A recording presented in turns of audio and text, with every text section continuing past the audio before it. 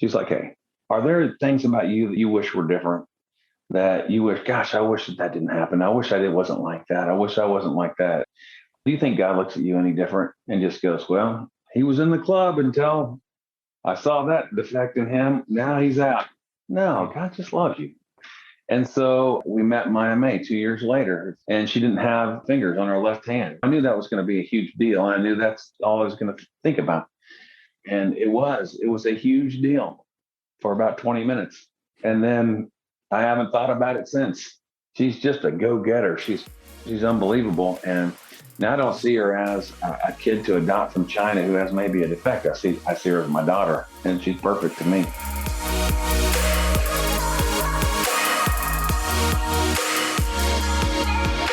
Hey leader, and welcome to episode number 303 of the L3 Leadership Podcast, where we are obsessed with helping you grow to your maximum potential and to maximize the impact of your leadership.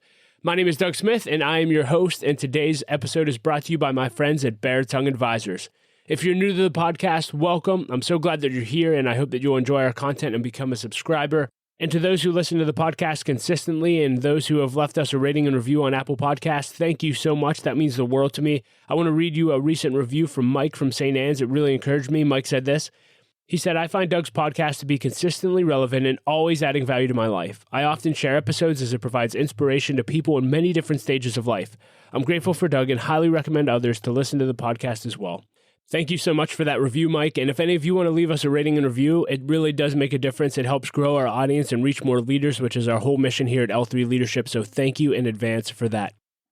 Well, in today's episode, you're going to hear what was a bucket list interview for me. I do have a bucket list of people that I want to interview, and Mark Schultz was certainly on that list. I've been listening to Mark's music for well over 15 years, and he's made such an impact on my family. If you don't know Mark, let me just tell you a little bit about him. He's a Christian artist that sold over 1 million records, a multi-nominated in 2005 Dove Award winner, and he's had over 13 number one singles in his lifetime and has raised millions of dollars for orphans and pregnancy crisis centers all over the country. And I first got introduced to Mark's music through my wife and her family. They were big fans in the early 2000s. And during that time period, my wife's mom actually got diagnosed and ended up losing her battle to cancer.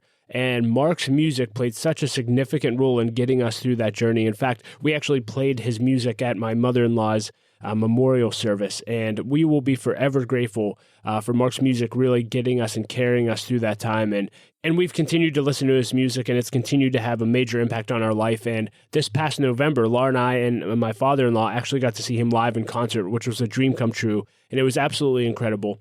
And what I love about Mark's music is I believe he's one of the greatest songwriters on the planet in any genre, and he's one of the best storytellers that I've ever heard. And yes, he can get you emotional, and his songs will make you cry, but he's also hilarious. If you get to see him perform or listen to any of his live albums, he'll make you cry in one moment and then, be belly laughing in the next moment. And he's just an incredible person, and you're going to love this conversation. And I would just tell you that if you haven't listened to Mark's music, please do. If you haven't seen him perform, please go to his website. You can see his upcoming shows. Please go to a show. We're going to try to do our best to bring him to Pittsburgh because we truly do believe that everybody needs to experience a Mark Schultz concert. And so in our conversation, you'll hear Mark share his story, which is incredible. You'll hear him share his process for songwriting, his advice to young artists, his thoughts on adoption. He was adopted and he's adopted 2 children. And you'll hear him share how you can use your platform to make a difference. You're going to love this conversation. But before we get into that, just a few announcements. This episode of the L3 Leadership Podcast is sponsored by Bare Tongue Advisors. The financial advisors at Bare Tongue Advisors help educate and empower clients to make informed financial decisions. You can find out how Bare Tongue Advisors can help you develop a customized financial plan for your financial future by visiting their website at baretongueadvisors.com. That's BERATUNG advisors.com. Securities and investment products and services offered through LPL Financial, member FINRA and SIPC. Bare Tongue Advisors, LPL Financial, and L3 Leadership are separate entities. I also want to thank our sponsor, Henny Jewelers. They're a jeweler owned by my friend and mentor, John Henny. My wife, Laura, and I got our engagement and wedding rings at Henny Jewelers, and we just had a wonderful experience. And not only do they have great jewelry, but they also invest in people. In fact, for every couple that comes in, they give them a book to help them prepare for marriage, and we just love that. So if you're in need of a good jeweler, check out hennyjewelers.com. And with all that being said, here's my conversation with Mark Schultz. Enjoy. Well, hey, Mark, thank you so much for being willing to do this interview. We were just talking earlier, but this has been on my bucket list for a long time. And your music specifically had a significant impact on my family's life, specifically my wife. Her mom was actually going through cancer in 2004, and literally your music got them through and just ministered to them before and after they lost their mom. And literally we can't think about your ministry and your music without tearing up. And we can't listen to your music either without tearing up, I'll say. But just thank you so much just for your ministry. And, I'm excited to dive into your story and how we got there. But for those who may not be familiar with you, why don't you just give us a brief overview of who you are and what you do? Yeah. Oh, thanks, Doug. That's kind of you to say. Man, I'm grateful. I grew up in Kansas. I was adopted when I was 2 weeks old, and just got a great family, and I've had a great life. I mean, I always joke that in the town that I grew up, it was a town of 5,000 people, and if you weren't in the paper at least 3 times a week, you probably didn't live there anymore. But I played football. I was a quarterback. I played baseball. I ran track and basketball. We did it all. And I was kind of a sports person that did some music on the side, And then I got to college and I thought, man, I'm going to be a pitcher, in the pros. And I went to junior college in the same town. And I remember I threw a couple pitches to a guy, and the third pitch he hit so hard, he hit it out into the center field and put a dent in the scoreboard. And I thought, I need to find another job. This one's not going to work out very well. And so, I just started putting my energy into writing songs, and I'd never done that before. Matter of fact, I didn't even know you could write a song when I was in high school. I just thought the songs are already written and you just performed other people's songs. And one of my instructors said, no, you can actually write your own songs. I was like, oh my gosh, that's cool. Yeah, I just jumped into that, just jumped into songwriting in college, and got some opportunities to perform. Went to Kansas State University to get a marketing degree so that I could go to Nashville and become a professional waiter. Again, I was doing music there. I went to Nashville, and I have to really thank my parents, because all my other friends in college were going off and getting real jobs, and I did a little concert, and some people came, and I did a song about my grandfather, and it really moved my folks. And I said, hey, instead of getting a job like everybody else, I want to go to Nashville and just give it a try, because at that point in time, I figured I wanted the dream to do music more than I wanted the fear of failure. And so I just thought I'm just going to give it a try. And so I did. And I tell the story about I was a waiter in Nashville, and I'm sitting there. My parents come for Thanksgiving, the first Thanksgiving. I've been in Nashville for about 4 months. And I thought I was going to just get to town and get a record deal, and it would be great. And I got to town, and I was going nowhere fast.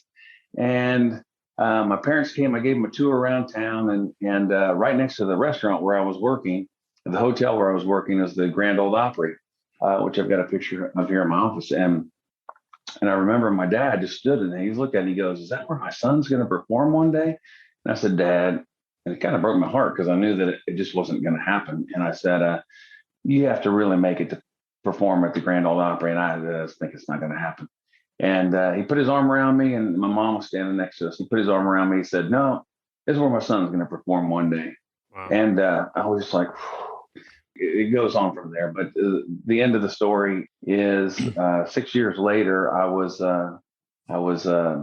did my own show at the Grand Ole Opry, and sold tickets, and it sold out, and I met a youth minister that led me to all that.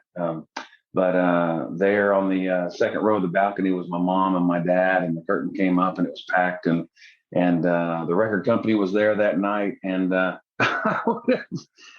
looking back, that was the craziest thing I've ever done, and I'm not sure that was the smartest thing I've ever done. But I got a record deal that night, and it was a lot of because of my dad just saying, believing that's where my son's going to perform one day, and so thankfully it came true.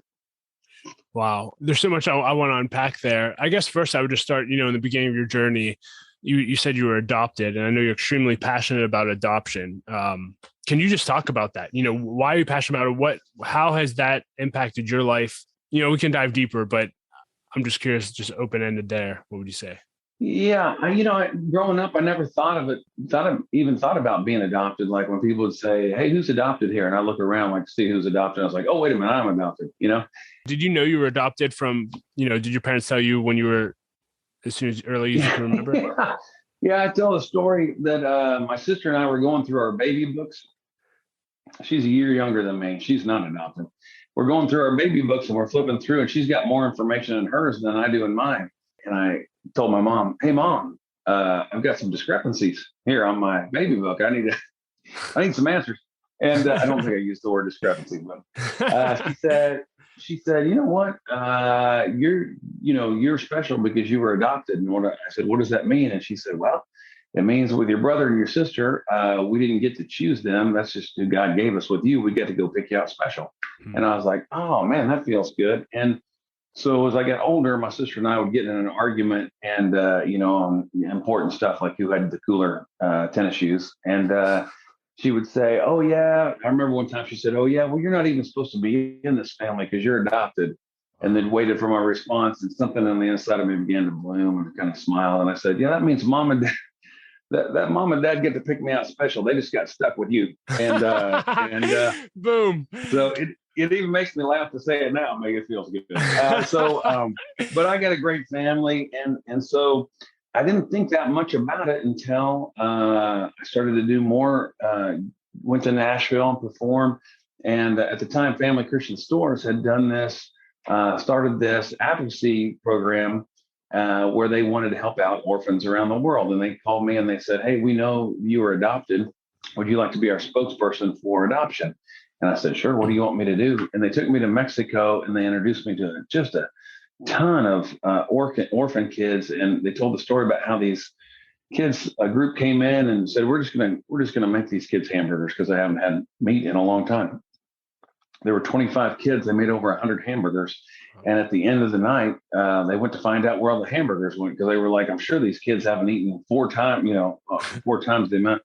And so they followed them, and these kids were taking the hamburgers and they were putting them in between their mattresses in the rooms where they slept. And they said, "Why are you doing that?" And they go, "We don't know when we're going to get meat again. I mean, this is the thing." And I was like, "Oh." So one of the ladies that worked there, she said, "Hey, you can get your face on a poster that says, 'Hey, I believe in adoption and help orphans,' and have them put in stores all over the country for Christian stores." She said, "Or you can do something significant." And she said, I would just ask that you make a dent in this for us and make a dent in it for God." And so I just got this idea, man, what if I get on my bicycle? I just woke up in the middle of the night one night. My wife had just ridden her bike across the country for fun. I don't know why somebody would do that. But anyway, I thought, hey, well, instead of taking a bus, why don't I just leave California and go to Maine and ride my bike all the way across and do concerts along the way. And whatever money we raise, we just give to the organization.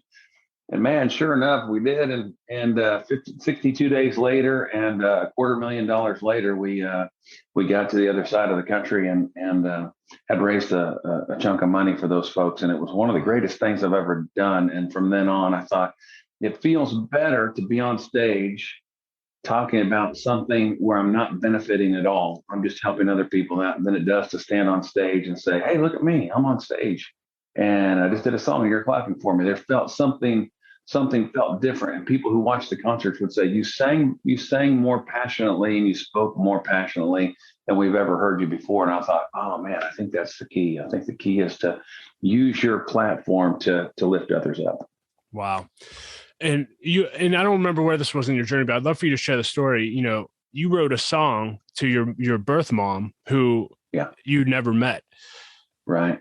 And I think, wasn't there an older woman who kind of gave you a slap in the face with, can you just tell that whole story of how you came to that song? And if you haven't listened, it's called Everything to Me. Literally, I turn on and just weep like a baby every single time. And I have to ask you, like, this is the number one question everyone wants me to ask you.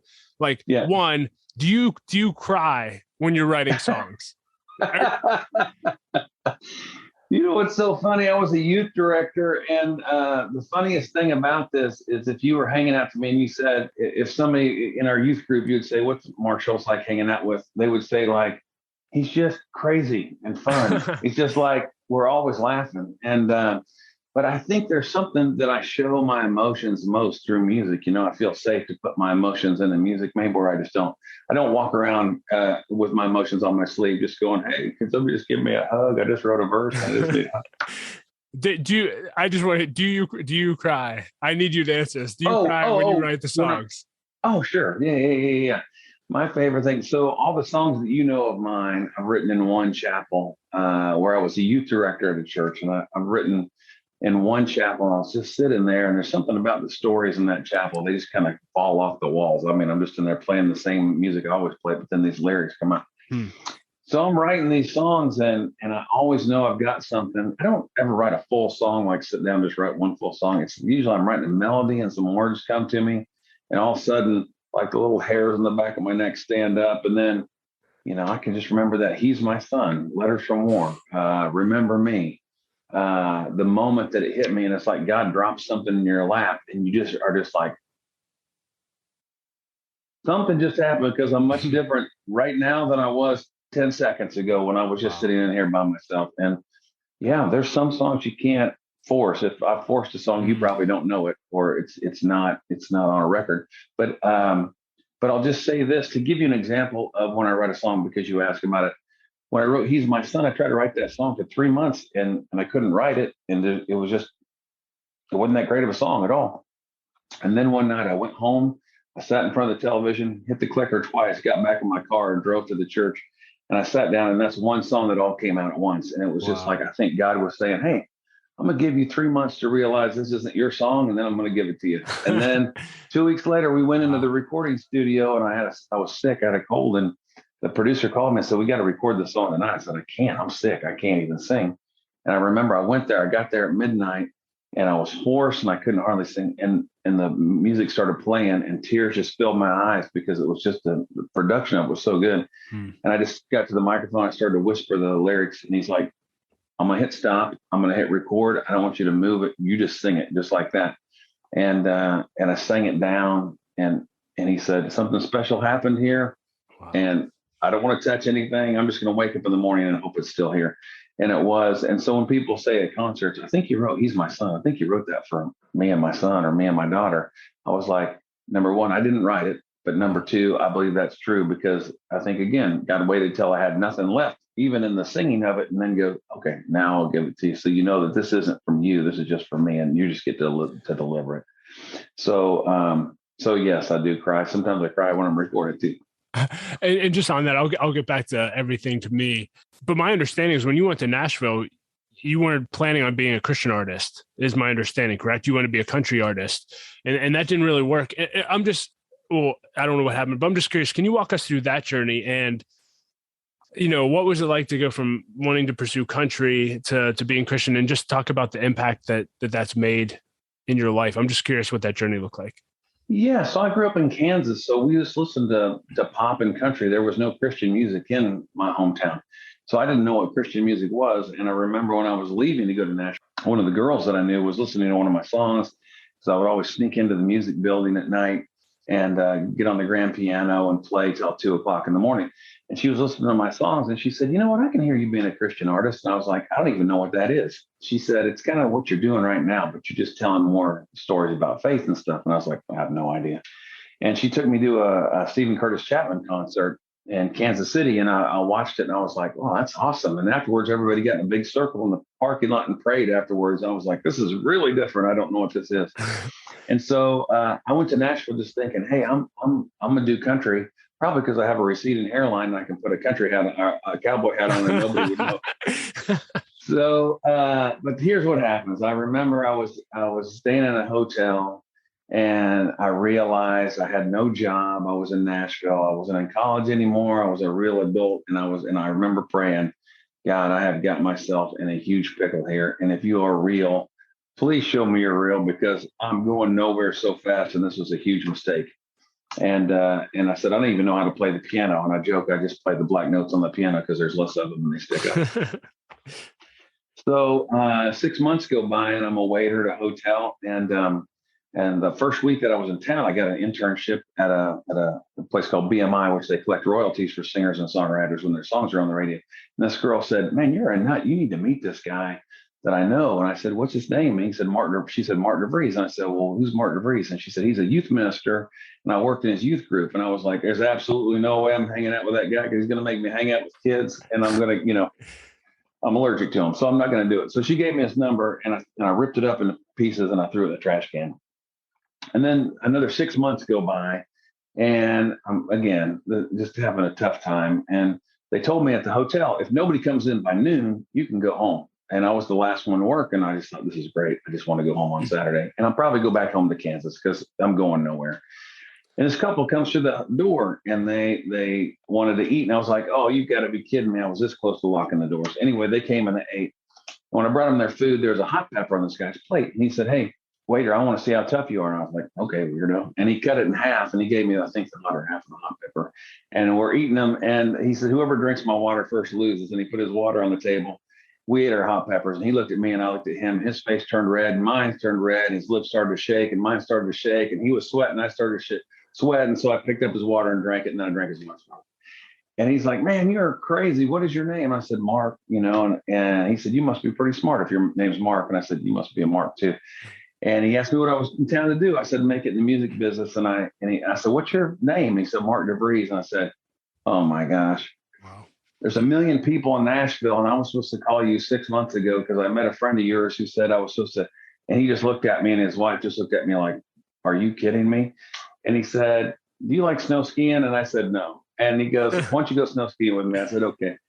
And I ended up he just didn't tell me I was going to take 15 seventh graders on a ski trip. And we got to Paley Peaks, Indiana, the mecca of all great skiing. And we got there at midnight and the kids jump out of the van and they said, Mr. Schultz, can we have some Mountain Dew? And I said, yes, because I'm a moron. And the kids drank all the Mountain Dew and spent the next 5 hours just running circles inside the cabin. I said, hey, y'all, let's go to bed. We don't have to get up till 6, but let's go to bed. At 6 o'clock, I get up, my alarm goes off, and I can't move. And everybody in the room's laughing. And I'm like, I think I had a seizure from these kids. I really am allergic. And the light came on, and I realized the reason they were laughing is because when I was sleeping between 5 and 6, they were duct taping me to the bed. And so, beautiful. Yeah. So anyway, I stayed with them. The great thing is this youth minister, Mark DeVries, stayed there for 30 years as the youth minister for this church. And he just mentored me, and I came on board as a youth director, and he would just be like, hey, why don't you write a song for this kid? His dad's having a tough time. He's got cancer. His son has cancer. He's my son. Or remember me, we're going around and visiting all the college students, and you're going to come with me in the car, and we're just going to go, every college student that we've ever had go through our program, we're going to go to their college and visit them. And I wrote Remember Me in the car, for those. So anyway, I told you that earlier story about playing at the Grand Ole Opry. I did concerts and he would say, hey, write a song about this, write a song about this. And I kept writing these songs and the kids would keep asking for the songs. And I did a concert at the church and then I did another one and it was even bigger. And a lady said, hey, you should do a show at the Ryman Auditorium. And she was kidding and I didn't know it. So I called the Ryman Auditorium and I said, I need to book a concert for Mark Schultz. And they said, who are you? And I said, Mark Schultz. And they go, what do you do? And I said, I'm a youth director at a church. And they go, well, you just can't call and book your own concert. And they said, is it a benefit concert? And I said, yeah, it's for me. Benefiting me. So I showed up. And the reason why I say it was so special is right before I thought this is maybe my last chance. I just want to give it a shot. And if it doesn't work out, I'll go back to Kansas knowing I gave it my best shot. And the record company wasn't interested in really coming, but they owned the Ryman Auditorium. And once they heard that I was doing a concert, they decided to come. And nobody was there at the beginning. There holds 2,500 people and about 300 people in their seats. And I got to go on stage almost. And they said, hold on. They're letting out a couple football games. We're going to see if more people come. And Mark DeVries, the youth minister, came out before me and looked around and came back in. He said, you about ready to go out? He didn't tell me anything.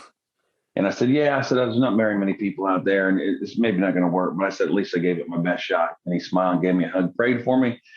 And I'm standing, this gets me every time. I'm standing backstage and he's in the front and he's talking to the audience. And he said, the reason we're here tonight is because there was a kid from Kansas who had a dream when he came to Nashville and he surrounded himself with people who were just crazy enough to believe it might come true. Wow.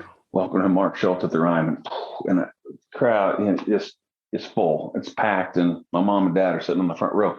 And it wouldn't have happened had I not run into him, and I wouldn't have run into him had I not prayed the night that I got there and felt like I'd made a huge mistake and said, God, if you're real, you got to show me in some way that you're real. And he put a Mark DeVries in my life, who's a mentor to me and I still talk to and run with a couple times a week. Wow. Yeah, and you wrote a song about him, which is amazing. Yeah, I wrote, that's Ben. You know a lot of the tunes then. That's That's a newer one for sure. So good. You talked a little bit about, you said you were writing songs in a chapel. Do you have a process for writing your songs? Is everyone different? Yeah, I know you said a lot of times God will drop something in your heart. It sounds like Mark DeVries is really the mastermind and gives you all the songs to write. Is that? Yeah.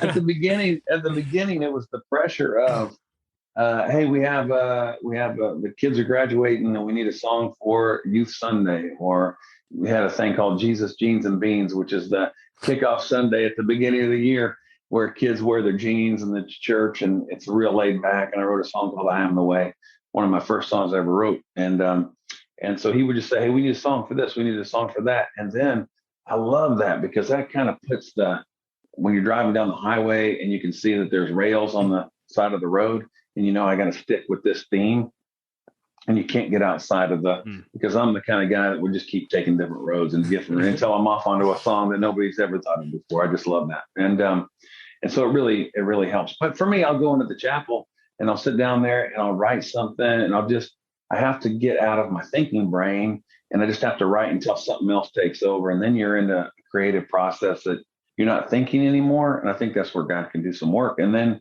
I'll say a phrase. And then, I heard, funny enough, before this podcast I went on, and I was listening to your podcast about your 2021 recap podcast. Yeah, yeah. And I got to go back to episode 297 and listen to how to do my end of year thing. But I heard you talk about a song on there, Before You Call Me Home. And yes, that was an example of me just sitting there and I was just playing. And all of a sudden I started singing, Before You Call Me Home. And something happened. It was like, oh my gosh, that's beautiful. And I just put it on my tape recorder and I just recorded it. And I said, we'll come back and figure out what that song's about later. So a few months later, I came back and listened to it. And I go, now I've got to make sense of what that song was all about. But usually it's just that. And as long as I've got a great melody and the hook of the song, then I can go, okay, man, then you can get on that thing and ride it as far as you possibly can. The hardest is a great melody, then you're trying to figure out what that melody's about. And sometimes that takes a long time. Do you have a favorite song or a handful of songs that are your favorites, or are they all basically like your babies? You love them all? Yeah, my favorite's always the last one I wrote. I put them out there, and they're like kids. You just hope they go out in the world and make a living, and then send home checks and support their dad. Yeah, there's always a handful of them that I just know are special, and so whether that's the one you were talking about earlier, man, here's what makes them special. It makes them special when they go out and they have a life of their own, and then people tell me the stories about how this had an impact. So whether it's with your mother-in-law or the song I wrote for, and now I'm just realizing you asked me about it, and I just went off on another song. So everything to me, the song I wrote about my adoption, I wrote with a girl who I've written a few songs with, and she had just had like her second or third baby. And it was like a couple months after, and I said, I got this song about writing to my birth mom. And so I sat down at the piano and I said something like, must have felt your tears when they took me from your arms. And I still remember she had her notebook and her eyes just rolled up to the back of her head, and she just rolled over, and she was in the church pew and she just went sideways. And she like she was pretending to pass out. She was like, I just gave birth to a baby, and giving a baby up for adoption seems like my head is about to explode, And so we just sat down, and that song just really came out quickly. And at the end of the day, the song was about, hey, I just want to tell my birth mom, though I've never met her, man, when you gave me up, you gave everything to me. I've had a great life. And the line in there, the second verse about, man, when you were making the choice whether you're going to have me or not, or have an abortion, were you thinking about what my life was going to be like? Were you thinking about me getting married, Whew.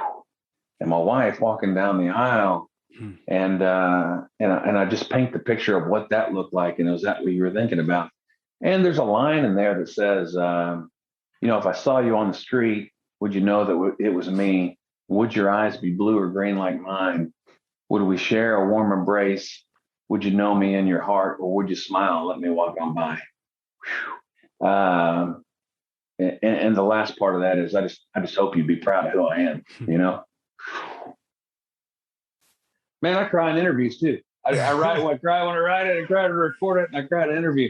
But I think those are the things that now that I'm a dad, And we've adopted two girls. We've adopted a girl from China, and we've adopted a girl from not only here in the United States, but from the same state, the same town, and the same adoption agency that I came from. Wow. And so to see that from the other side and be the dad of adopted kids, and then I sing those words, and I'm just like, oh my gosh, that's full circle for me. I get to see the whole story. Yeah. When you were performing here in Pittsburgh, and I'm sure you share this a lot, you just talked about your wife has this phrase that you catch on to, just, we're all in, I'm all in. And you talked about that, when it came to adoption. Can you just speak to people listening to this about, specifically around adoption, but what does it mean to be all in? And, what advice do you have for those who may be listening to this, who maybe have never considered adoption, maybe now they would, or that are considering adoption? What would you tell them about being all in? Yeah, I just think, number one, I've had a lot of friends who maybe couldn't have a child, maybe have had a child, and they thought maybe we could adopt too, because there's so many. I mean, your options are limitless when it comes to adoption, because there's just so many options. And I think the one thing that holds people back is fear. I see it over and over again. And if there's one person that shouldn't have been afraid to adopt anybody, it would be me, because I'm adopted, and I just feel like that's part of my story. So when my wife said, "Hey, let's adopt," and she was like, "We got to go." And I said in the concert as well, I said, "Look, the people who made the biggest impact in my life have been the people that said I'm in," and that was my mom and dad when they adopted me. My mom, when they're getting ready to adopt me, for the people that they don't know the story, but my mom, I said, "Tell me the story." My mom said, "Well, we looked at you, 2 weeks old in the crib. I looked at you, and I looked at your dad, and I looked at you, and I go, well, what do you think?" And I looked at your dad. He just looked at you, and he goes, "I'm in." And 23 years later, I go to Nashville, and the people that I live next door to are Henry and Liz. Liz grew up with Minnie Pearl off of Heat Hall. They really grew up together. And they took me in and fed me every night, and took care of me and encouraged me, and just said, "You're going to make it here in Nashville. You're going to do fine." And one day they called Christmas, they put a telephone next to me, and they said, "Call your folks and tell them they've got nothing to worry about, because you just got adopted by Henry and Liz." Wow. And I was telling my wife, the people that made the biggest impact in my life were the ones who said, "I'm in." And she said, "Well, I think they knew how to do that, because they loved the guy who did that to them first and said, I'm in." And they were just mirroring back to you what God had already done for them. And I said, "We should do that, And my wife, as I said during the show, my wife's like, "Well, I've been doing it for a while, but you can join me if you want to." And so it really was. My wife was like this, arms wide out, "I'm in." And I remember when she was filling out the form for a Chinese baby. My wife's a medical doctor. She's an OBGYN.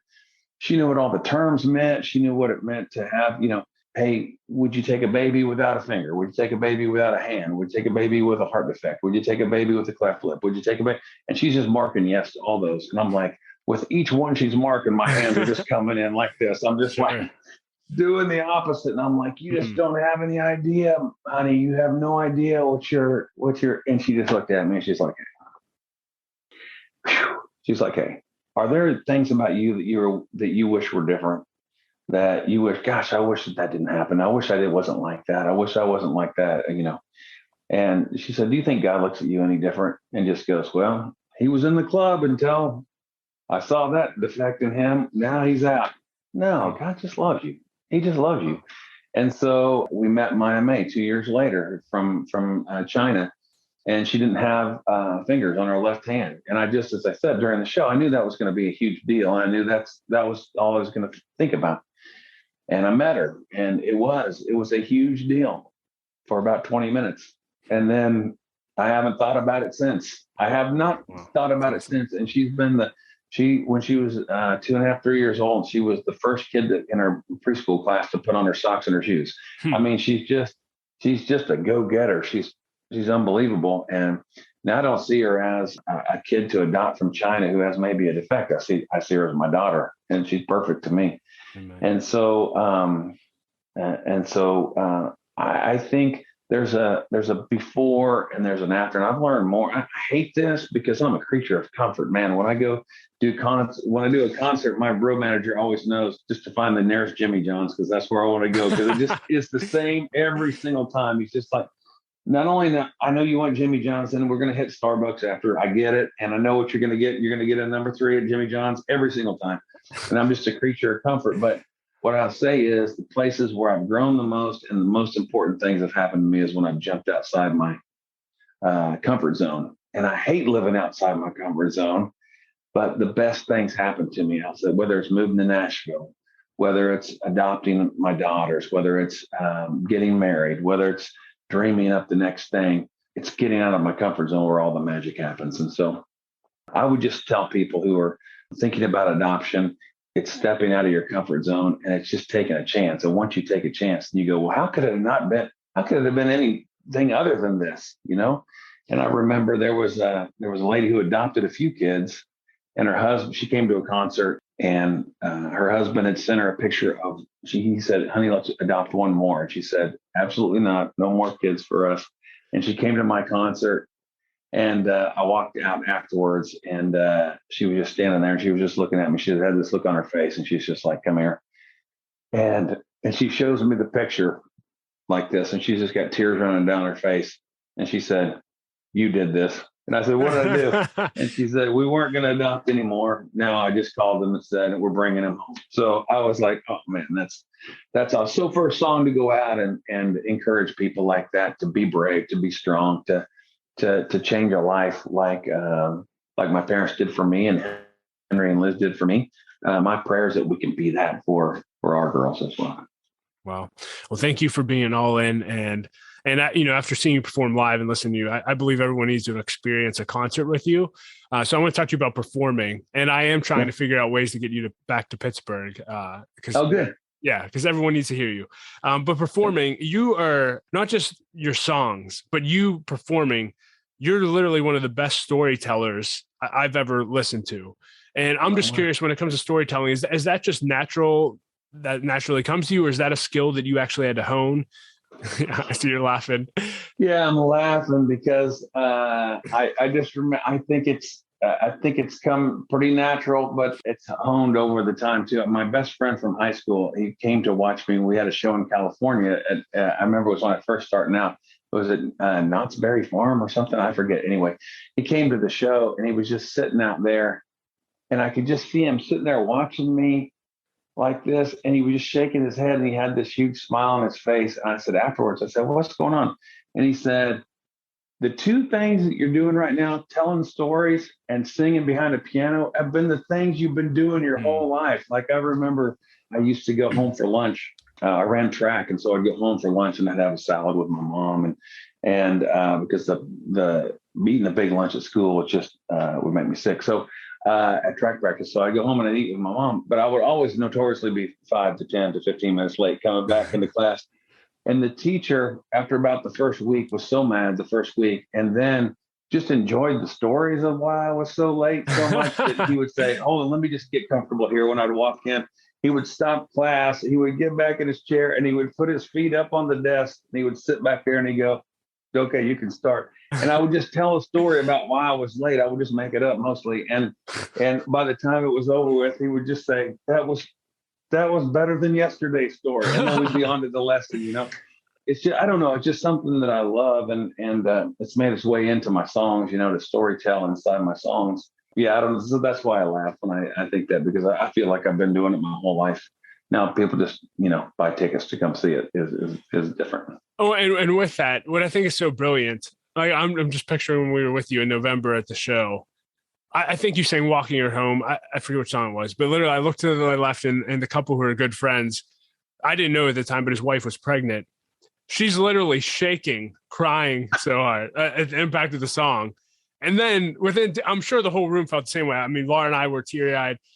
And then you instantly switch it to humor. And literally we go from the motion of like bawling our eyes out to laughing.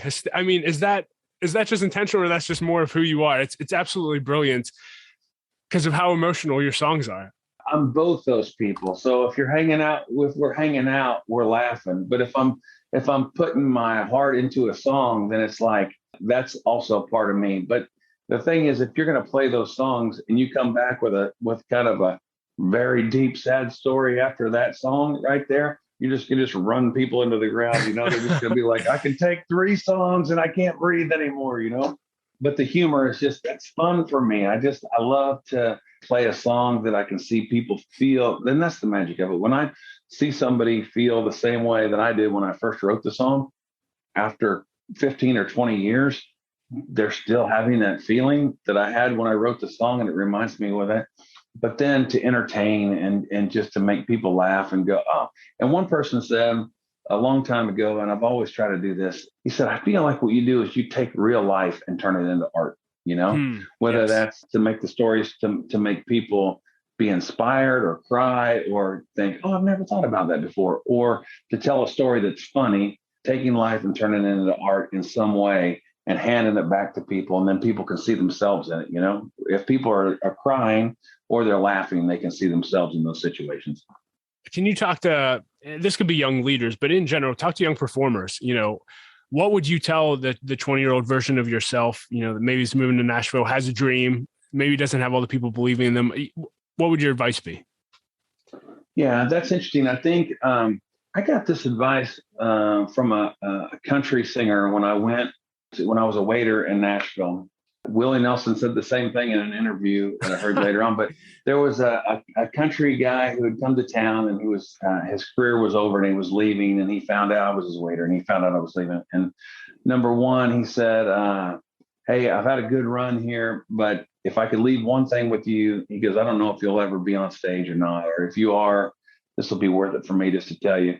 He said, make sure when you perform a song, you never phone it in, because if you're not feeling that song, the person in the seat out there is not going to feel the song. They're going to feel it less than you do. So you need to put everything you are into that song. And then the other thing is that I think is so important. I heard Willie Nelson say this. When people ask me how to get into the music business, I just don't tell them, because I figure if they were meant to be in the music business, they're going to find a way to be in the music business. For me, that is absolutely true. And I remember being at Kansas State, and I was reading a book on how to make it into the music business, and it said, the number one rule, if you're reading this book, if you want to come to Nashville and get a record deal, don't come. Only 1% of the people who come to Nashville get a record deal. And I still remember looking at that going, I think I'm one of those guys. I think I'm in that 1%. I have no idea why I was just could even think that, but I just had like, man, I think I'm going to do that. And when I first came to Nashville at BMI, they listened to people's songs, and that's where I had an internship for free. And after 6 months, I finally got enough nerve to ask this guy who was a song plugger there to listen to my songs. And he listened to one, you get about halfway through, and he'd move on to the next one, get halfway through, move on to the next one. And I thought to myself, either things are going really, really well here, or they're not going well at all. And afterwards he said, you know what, your songs kind of get me. They're kind of like half hook me in, but you're not a great singer, and you're not a great piano player, and you're not a great songwriter. I just don't know what's going to happen. And I remember sitting there thinking, man, I think I'm better than that. And I went to Barnes and Noble, and I picked up a book, How to Write a Hit Song. And I was working as a youth director at the time. And I sat and read it cover to cover. And I sat down, and I went, oh, you know what? He was right. There's a lot of things that I'm doing wrong. And the first song I ever wrote was a song called When You Come Home. I wrote it for my mom. And that was the first song that I wrote right after I read that book. And I went back into the guy's office, and I said, you're absolutely right. And I played him the song, and tears were running down his face. And he goes, you got it. And that was it. So I think you find a way. I mean, if you're meant to do it, you find a way, and you're not discouraged when roadblocks come. You just go, just find a way to get it done. Yeah. And by the way, this is totally personal, but is your mom still around? My mom is still around. Okay. Yes. I always laugh at the live stories and songs, because the last verse of that song, man, they're always like, yeah, your mom's actually still alive, but everyone thinks she's dead. I was saying in the book, it says, man, if you're going to write a song, that third verse has got to be as strong as you can possibly get. And having my mom pass away at the end of that song was as strong as I could possibly get.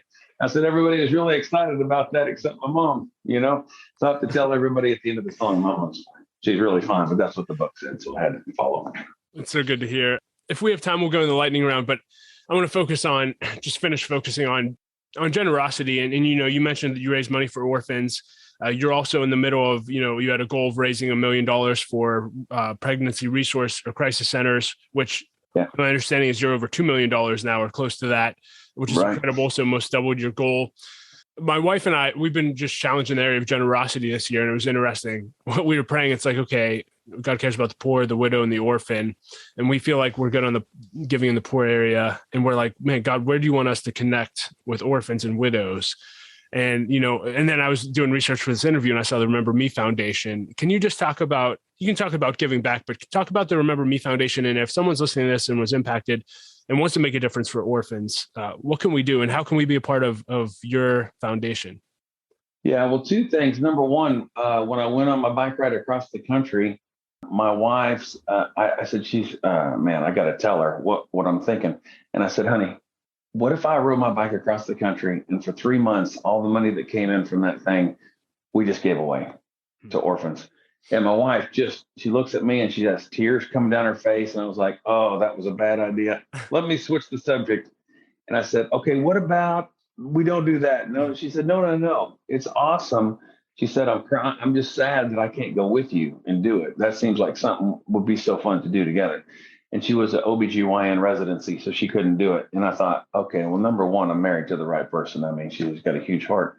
So I did that. And then after it was over with, and I came back and I said, that was the greatest thing that I've ever done. I mean, I just gave all the money away and we just sat in the kitchen on the floor. And I remember we were just sitting in the kitchen. I don't know why we're on the floor, but we were just so happy that we gave so much money away and nothing benefited us at all. And it was such a great feeling.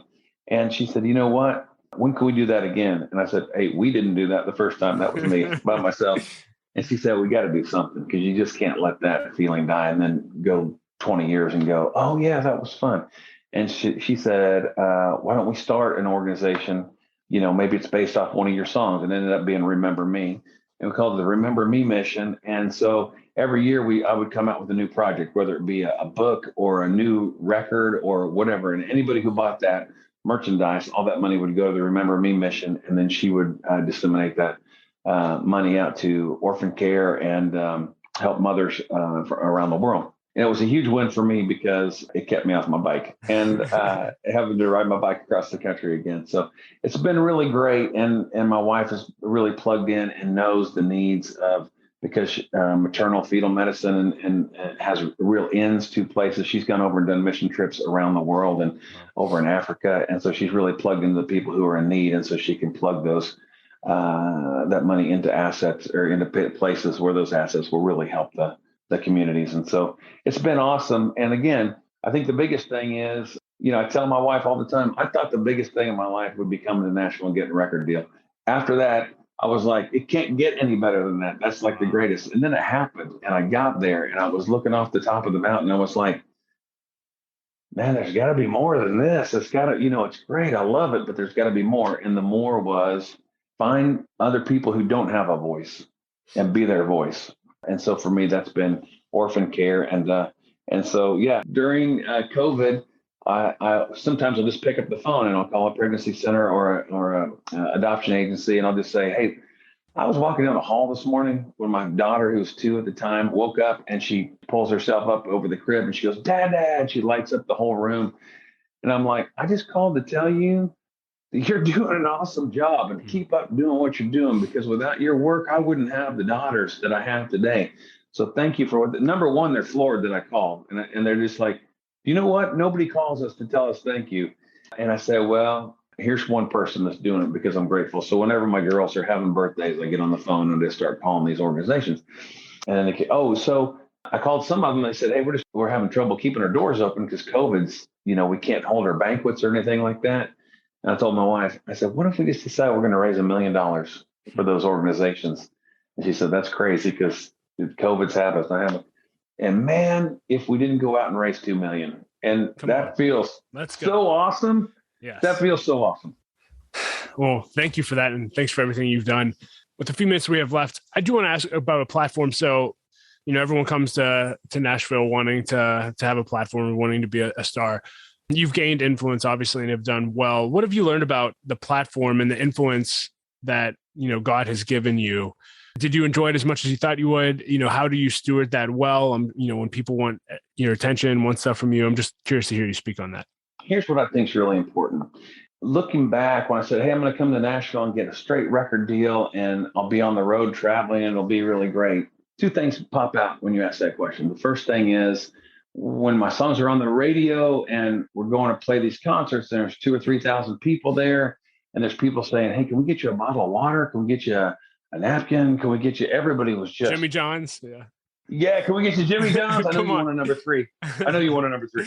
Everybody was just coming out and giving, and I felt like, oh my gosh, I feel everybody's taking such good care of me. And you can get in the state where you can kind of feel like, oh, that's just how it is now. People just take care of me. The greatest thing for me early on was then to come back after a Saturday show, come back on Sunday morning and walk in, and Mark DeVries, the youth minister, would say, "Hey, Mark, glad you just got here. Kid just threw up in the hallway. Can you go get the mop and clean that up, and then meet us down for the assembly?" And so you go from this, and I just always remember thinking to myself, I always want to be the guy who my kids in the youth group know. If they come out to a show somewhere, I never want them to say, "Oh, did you see the way he acted to that person? Did you see the way he treated that person? The way he's that? That's not the Mark Schultz that we know. That's not the youth minister, youth Mark Schultz that we know." And so that's just always stuck with me. It's important to be grounded in that. And that was the greatest training I could have ever hoped to have, is to serve, but also to be the servant, And then the other thing that I learned is that I remember when my son was old enough, he was about 5 years old, and I was getting ready to go get on a bus. It was midnight. And when the buses in Nashville take off, and I was putting him to bed at 8 o'clock or something, at 7 o'clock. And he said, "Daddy, where are you going?" Because my kids still have no idea what I do. And they're 9, 7, 5, and 2. They got no idea. They're just like, one time my song came on the radio when they were like 3, and I was like, "Here's Dad's song on the radio." And I looked in the rearview mirror, and they were both asleep in the car. Anyway, telling my son goodbye, and I'm saying, "Hey, Daddy's got to go, but I'll be back in a couple weeks, And he said, "Daddy, where are you going?" And I said, "Well, I'm going to go do some concerts." And he said, "What does that mean?" And I said, "Well, I'm going to go and encourage some families." And he just looked at me with this look at his face, and he goes, "Well, why don't you just stay home and encourage our family?" Wow. And I was like, oh my gosh. And you know what? That was the last time I got on a bus. And so what I realize now is time with my family is the most important thing. And my biggest calling is to be a great dad and to go do shows and continue to do that as well. But as my wife says, if we get to be 20 years from now and we don't have a great family, we've missed it. We missed our calling. So we try to do intentional time with our kids every day, 10 to 15 minutes, no matter what. Each kid gets 10 or 15 minutes, whatever they want to do, we do it. And I jump in and I do it. And that time is investment and adds up. And I'm hopeful by the time they're in their 20s, they'll come home when they don't have to. I know we need to wrap up, and I guess I'll just leave this open-ended. Is there anything else you want to talk about, or anything else you want to leave us with? Gosh, I don't know. I think we're just learning so much as parents, and I know you give a lot of tools for people that are learning. My wife and I just started this thing called Positive Parenting. Positive Parenting. Amy McCready is who teaches it, and Positive Parenting Solutions. Gosh, it's been so great. Our family has just gotten so much tighter, and it's been really great. And I would encourage people to do that. And the last thing I would say is, we decided it's the new year, and I know everybody's seen this, but it just made a huge impact. Our sermon a few Sundays ago was that idea. You've seen this, I'm sure, where they have the vase or the clear glass, and they put the rocks in, the big rocks, the medium rocks, and the small rocks. You've seen this, right? Yeah. And it just hit me. Oh my gosh, we're not putting our big rocks in, which are the most important things. We're letting hey, I'm checking my Instagram, or I'm checking Facebook, or I'm checking CNN, or whatever I'm looking at. And, that's the sand, and the must-dos is the next layer of bigger rocks. And then by the time it's time for the big rocks, like God and your family, you don't have room for them. You put the big rocks in first, and then you get everything, everything else fits in. And so my wife was just saying, hey, it doesn't matter what's going on, whether I'm traveling or whether I'm here, we're getting on FaceTime, or we're here in the kitchen and we're reading the Bible. And then we're listening to how to be better parents. Those are the first things we're doing before anything else takes over the rest of the day. And I think when you put those things first, then God comes in and puts the rest of it together. Well, I've loved this conversation. It was everything I hoped it would be. So thank you again for allowing this bucket list item to get crossed off.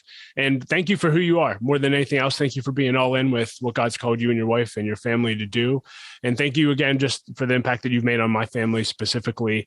We spent a lot of time with you just listening and just worshiping, and we're just very, very grateful for your ministry, Mark. Thank you so much. Thank you. Man, it's important work that you're doing. I love listening to your podcast, and I really am. I'm going back to podcast number 297 and listening about how to reframe and think about my last year. So it's important work you're doing. It was great to see you in Pittsburgh, and hopefully we'll get to see you again soon. Love that. Thanks, Mark. You got it. Well, hey, leader, thank you so much for listening to my conversation with Mark Schultz. I hope that you enjoyed it as much as I did. You can find ways to connect with him and links to everything that we discussed in the show notes at l3leadership.org/303. And leader, as always, I want to challenge you that if you really want to 10x your growth this year, then you need to either launch or join an L3 Leadership Mastermind Group. Mastermind groups have been the greatest source of growth in my life over the last 7 years. If you're unfamiliar with what they are, they're simply groups of 6 to 12 leaders that meet together for at least 1 year in order to help each other grow, hold each other accountable, achieve their goals, and to do life together. If you're interested in learning more about masterminds, go to l3leadership.org/masterminds. And as always, I like to end with a quote, and I'll quote Brian Houston, who said this. He said, "Friends will always go the distance with you." I love that. Friends will always go the distance with you. Leader, do you have friends in your life that will go the distance for you? Never take them for granted. Hey, I hope you enjoyed this episode. Lauren, I love you. We believe in you. Keep leading. Don't quit. The world needs your leadership.